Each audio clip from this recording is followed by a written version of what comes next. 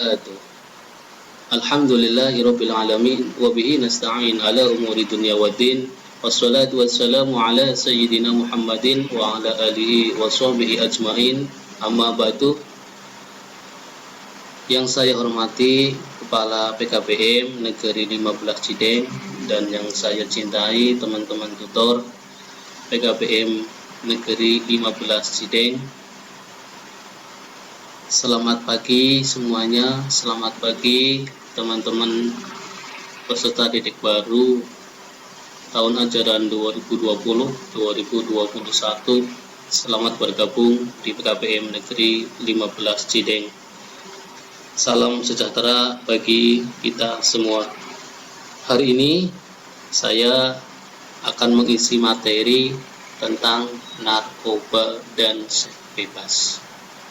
Sebelum materi dimulai, izinkan saya memperkenalkan diri. Nama saya Mas Kuri.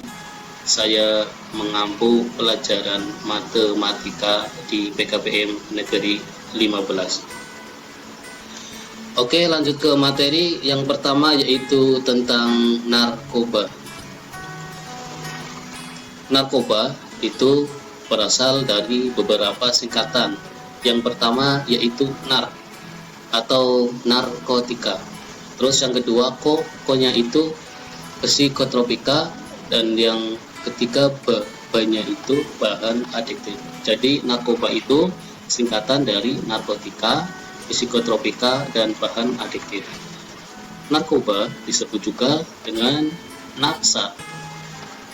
Apa itu? Yaitu suatu bahan yang bila masuk ke dalam tubuh, terutama otak, dapat menyebabkan gangguan kesehatan fisik, psikis, dan fungsi sosialnya karena terjadi kebiasaan, ketagihan, serta ketergantungan. Berdasarkan jenisnya, nafsa itu terbagi menjadi 3. Tadi yang pertama narkotika. Apa sih narkotika? Narkotika itu yaitu zat yang menimbulkan penurunan atau perubahan kesadaran, hilangnya rasa, mengurangi dan menghilangkan rasa nyeri, dan dapat ketergantungan. Contohnya yaitu butau, kokain, dan ganja. Yang kedua yaitu psikotropika. Apa itu psikotropika? Yaitu zat atau obat yang berkhasiat psikoaktif melalui pengaruh selektif pada susunan saraf yang menyebabkan perubahan khas pada aktivitas mental dan perilaku.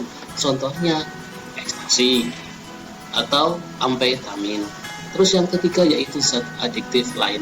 Zat adiktif lain yaitu bahan atau zat yang berpengaruh psikoaktif selain narkotika dan psikotropika. Contohnya yaitu rokok dan minuman keras atau biasa yang disebut miras. Sekarang apa sih bahaya-bahayanya? Bahaya penyalahgunaan narkoba diantaranya 1, bahaya masalah fisik. Yang kedua, itu apa bahayanya? Jiwanya. Yang ketiga, gangguan bahayanya yaitu sosial. Yang pertama, gangguan fisik. Gangguan fisik itu meliputi gangguan sistem saraf, yaitu kejang-kejang, halusinasi, gangguan kesadaran, dan kerusakan saraf tepi. Yang kedua, gangguan pada jantung dan pembuluh darah. Contohnya yaitu infeksi akut otot jantung dan gangguan peredaran darah. Gangguan pada kulit. Contohnya keluar nanah, alergi, eksim. Selanjutnya gangguan pada paru-paru. Gangguan pada paru-paru itu meliputi penekanan fungsi pernapasan, kesukaran bernapas, pengerasan jaring paru-paru. Terus selanjutnya yaitu sakit kepala, mual, muntah, suhu tubuh meningkat, pengecilan hati, dan sulit untuk tidur. Yang kedua yaitu gangguan jiwa. Gangguan jiwa meliputi lamban kerja, ceroboh dalam bekerja, sering tegang, gelisah, penuh curiga, penghayal, apatis, hilang percaya diri, ganas, brutal, sulit berkonsentrasi, kesal, menyakiti diri, perasaan tidak aman, dan bunuh diri. Terus yang terakhir yaitu yang sosial. Gangguan sosial diantaranya gangguan mental, antisosial, dan asusila, dikucilkan oleh lingkungan, merepotkan dan menjadi beban keluarga, pendidikan menjadi terganggu, masa depan menjadi suram. Marilah kita sebagai penerus bangsa, generasi penerus bangsa yang cerdas, kita tidak boleh menyalahgunakan nafsa atau narkotika, karena dampak yang ditimbulkan akibat penyalahgunaan nafsa sangat berbahaya bagi kesehatan fisik, psikis, dan fungsi sosial. Generasi cerdas tanpa narkoba. Selanjutnya yaitu tentang seks bebas atau free sex. Seks bebas atau free sex, kita harus tahu dulu apa sih seks bebas itu. Seks bebas adalah hubungan seksual yang dilakukan di luar pernikahan. Apakah seks bebas diperbolehkan? Tidak. Seks bebas tidak diperbolehkan. Apa saja sih penyebab-penyebabnya? Yaitu yang pertama, masalah usia. Yang kedua, yaitu spiritual. Yang ketiga, yaitu masalah pacaran. Ini hati-hati. Kalau masa-masa sekolah, jangan sampai pacaran. Terus selanjutnya yaitu masalah ekonomi. Dan yang terakhir yaitu masalah lingkungan. Adapun dampak-dampaknya, diantaranya dampak negatif, yaitu hamil di luar nikah. Kalau hamil di luar nikah, kita harus melihat kondisi sosial, fisik, dan psikologisnya. Di antara contohnya atau penyebabnya itu satu, putus sekolah dan hancurnya masa depan karena terjadinya kehamilan yang tidak diinginkan. Kalau sudah nggak mau hamil, nggak mau punya anak, terus aborsi, kemungkinan terjadinya aborsi yang tidak bertanggung jawab dan membahayakan.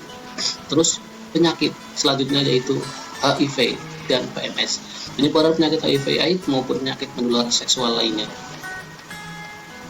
Risiko yang dapat dialami oleh ibu, mengalami tekanan darah tinggi yang akan mengakibatkan eklampsia atau kejang pada saat hamil. Akibat yang dialami perempuan yang hamil di bawah usia 21 tahun yaitu satu, infeksi kandungan. Yang kedua, kanker serviks. Yang ketiga, bayi lahir prematur. Dan yang keempat, malnutrisi. Selanjutnya, risiko terberatnya dapat mengakibatkan kematian pada ibu dan anak, baik saat dalam kandungan maupun saat melahirkan. Bagaimana cara pencegahannya? 1. Mendekatkan diri kepada Tuhan dan orang tua. Yang kedua, berpikiran positif. Yang ketiga, beraktivitas yang positif. Memilih lingkungan yang positif, pahami dampak negatif dari seks bebas. Marilah kita cegah seks bebas untuk masa depan yang lebih baik. Itu saja materi dari saya. Apabila ada kata-kata yang kurang tertata, saya pribadi mohon maaf yang sebesar-besarnya.